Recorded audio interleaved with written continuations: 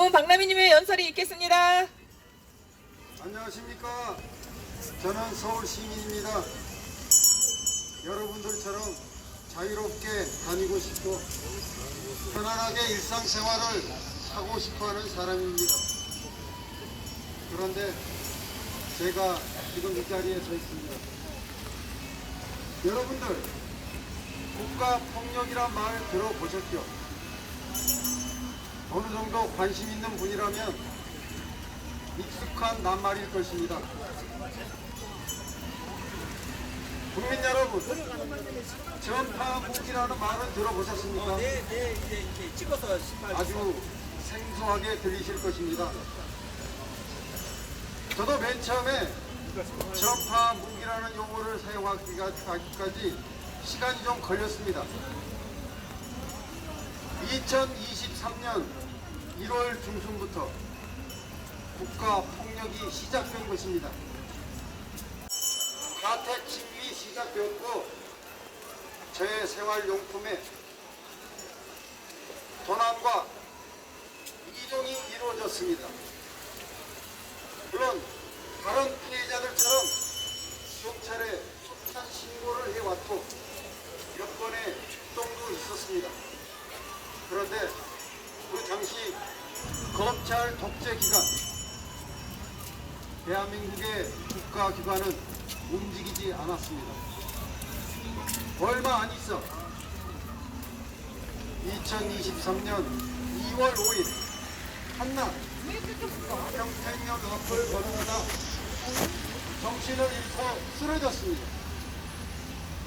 그 당시에는 물론 인지를 못했지만 정신을 차리고 이튿날 병원을 갔고 그 다음날 평택경찰서에 들렀지만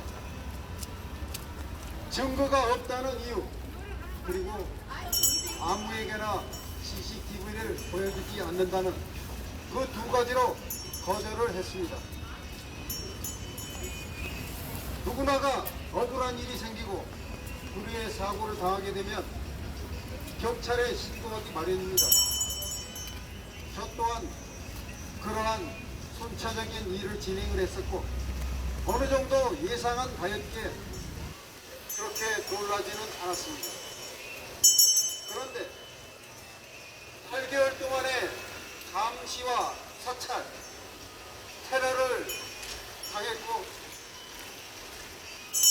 2023년 9월부터 지금까지 날마다 전파 무기의 고문을 당하고 있습니다. 다른 피해자들처럼 신체 각 기관의 고문이 시작된 것입니다. 처음에 심정에 대한 테러 고문이었습니다. 전파 무기는 여러분들이 쉽게 인식할 수 있듯이 보이지 않습니다. 그리고 어떤 증거도 없습니다. 흔적이 남지 않습니다. 그러하게 오로지 피해자들만이 그 고통을 느끼고 이렇게 호소하고 있는 것입니다. 지금도 그렇지만 그 당시에도 저는 영혼을 거의 들리지 않는 아주 건강한 건강을 유지하고 있었습니다. 이런 얘기를 몇 번 듣던 가까운 지인분께서 혹시 모르니 병원에 한번 들러가라 이런 얘기를 강조를 했지만 저는 저의 건강에 대한 확신이 있었고 전자파의 공격을 명확히 느끼고 있었기에 병원을 가지 않았습니다. 시간이 더 지나면서 저 또한 병원에 들러 그래도 한번 알아보고 증거를 남기고자 녹색병원에 들렀습니다. 심장 박동기를 달고 며칠이 지나 그 결과를 받았습니다. 예상대로 아주 정상이었습니다. 그 이후에도 신체 각 부분의 이상 증상과 통증을 느꼈습니다. 작년과 올해 초에 걸쳐 몇 개월 동안 두통에 시달렸습니다. 전파 무기는 전파를 이용을 하는 것이고 위성을 통해 컴퓨터와 연결하여 기내 조정을 하고 공격을 하는 무기입니다. 첨단 무기라고 할 수 있겠습니다. 이 무기는 현재 대한민국에만 있는 게 아니고 세계 각국에 있습니다. 그리고 피해자들도 지금 저희들처럼 모임을 만들고 각국 정부에 그 대책을 요구하고 있습니다. 저희들에게 현재 가장 필요한 부분이 그것입니다. 전파 무기 사용 금지법을 하루빨리 국회에서 제정해 달라는 것입니다. 제가 국회 앞에서 어제까지 71일째 시위를 진행하고 있습니다. 그 시간 동안에 국회의원 30분에게 3년 동안의 국가폭력 피해 내용을 담은 편지를 직접 전달해 드렸습니다. 어떤 분은 국가개혁의 과제가 밀려 있어서 겨를이 없다는 말씀을 하신 분도 계시고 어떤 분은 격려의 말씀을 전달하는 분도 있었습니다. 하지만 아직까지 수십 년 동안 진행해온 국가폭력, 전파 무기에 의한 피해자들은 국가로부터 어떠한 보호를 받고 있지 못하고 있습니다. 2023년 9월부터 본격적으로 시작된 전파 무기의 공격, 이 때문이 1년 동안 심장에 대한 테러가 지속되다가 24년 9월부터는 선고문으로 바뀌게 됩니다. 1년 3개월 동안 날마다 깨어있는 시간 끊임없는 고문을 가하고 있습니다. 이 선고문은 여성분들에게도 많이 고문을 가하고 있다고 알고 있습니다. 저 또한 대통령님의 SNS에 수차례 이러한 내용을 담은 글을 올렸습니다. 그런데 과연 이러한 내용들이 제대로 전달이 됐을런지 그건 의문입니다. 왜냐하면 제가 느끼고 있는 많은 부분들이 국가기관의 감시와 사찰에 놓여 있다는 것입니다. 여러분들, 국가폭력이라 하면 과거 군사 독재 시절에 그 물리적인 총칼을 앞세운 겁박과 포갑 아니었겠습니까? 그런데 그 이전부터 국가폭력이 전파 무기를 사용한 고문으로 죽음으로 지금까지 이어져 오고 있다는 것입니다. 전파 무기의 사용을 국정원에서 지속적으로 무작위의 국민에게 이렇게 가하고 있는 것인지 저는 연설 때마다 계속 되묻고 있습니다. 이종석 국정원장님, 이 자리에서도 질문을 하겠습니다. 과연 전파 무기의 사용으로 국민을 이렇게 지속적으로 고문을 가하고 죽음으로 몰고 있는 전파 무기를 사용하고 있는 것입니까?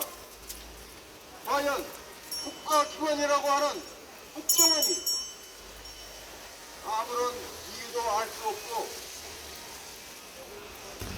고통으로만 호소하고 있는 국민들에게 전파 무기를 이렇게 장기간에 걸쳐서 어떤 비밀이 있기에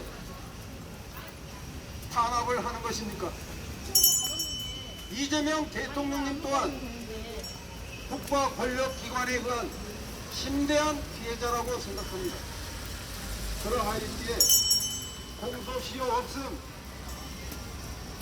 전파 무기의 고문으로 강력한 처벌을 공표를 하셨습니다. 현대차 정문 거기는 공짜. 이재명 대통령님께도 계속 요구를 하고 있습니다.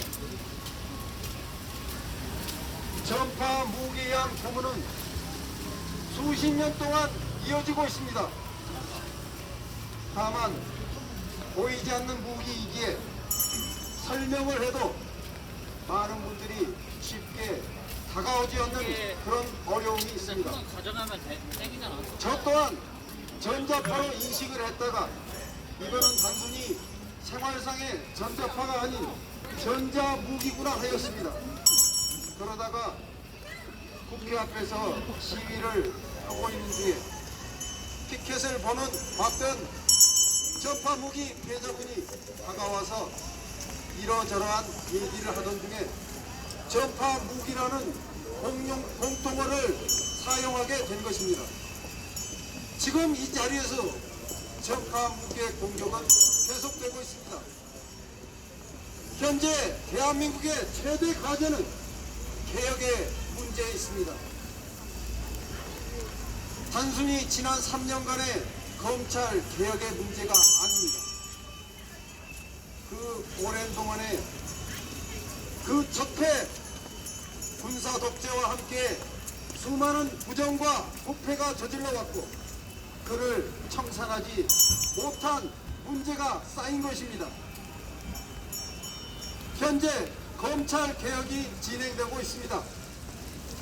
여러분들이 느끼고 있다시피 확인하고 있다시피 검찰 개혁 또한 순조롭게 진행되지 못하고 있습니다. 똑같은 역사가 반복되고 있습니다. 청산하지 못하면 그 역사는 이렇게 되돌이표로 반복되고 있는 것입니다. 여기에 더하여 국정원은 이제까지 어떠한 개혁도 진행되지 못했습니다. 국가적인 범죄를 저질러온 그런 기관, 과연 대한민국에 필요성이 있습니까? 또한 그 범죄에 대하여 사과나 반성을 들어본 바 없습니다. 그래서 대통령께도 이렇게 요구합니다. 국가개혁의 과제가 쌓여 있다 하지만 전파 무기의 고문으로 죽어가는 국민들이 이렇게 있습니다. 그리고 날마다 고문에 시달리고 있습니다. 하루빨리 국정원을 개혁하십시오. 이종석 국정원장님, 전파 무기 아십니까? 전파 무기로 얼마만한 국민이 고문을 받고 죽어갔는지 아십니까? 하루빨리 국정원 개혁을 단행하십시오. 이거는 단순한 문제가 아닙니다. 무려 35년, 37년, 50년 피해자가 있습니다. 저희들은 국회의원 여러분께 다시 요구합니다. 어떠한 형식으로든 피해자들이 얘기를 할 수 있는 간담회나 공청회, 토론회를 한번 준비를 해주시기 바랍니다. 저희들은 이제까지 국가로부터 어떠한 보호도 받지 못하고 고문만을 또 한편 죽음의 길에 놓여 있습니다. 저의 개인 생활은 아예 현재 없는 상태입니다. 24시간 감시와 사찰, 테러와 고문에 놓여 있는 사람이 어떻게 정상 생활을 할 수 있겠습니까? 하루빨리 전파 무기 사용 금지법을 제정해 주시기 바랍니다. 마지막으로 구호를 한번 외치겠습니다. 민주주의 파괴하는 국정원을 해체하라! 해체하라! 해체하라! 해체하라! 끊임없는 불법 행동, 정치 개입하는 국정원을 해체하라! 해체하라! 해체하라! 해체하라! 이상입니다. 감사합니다.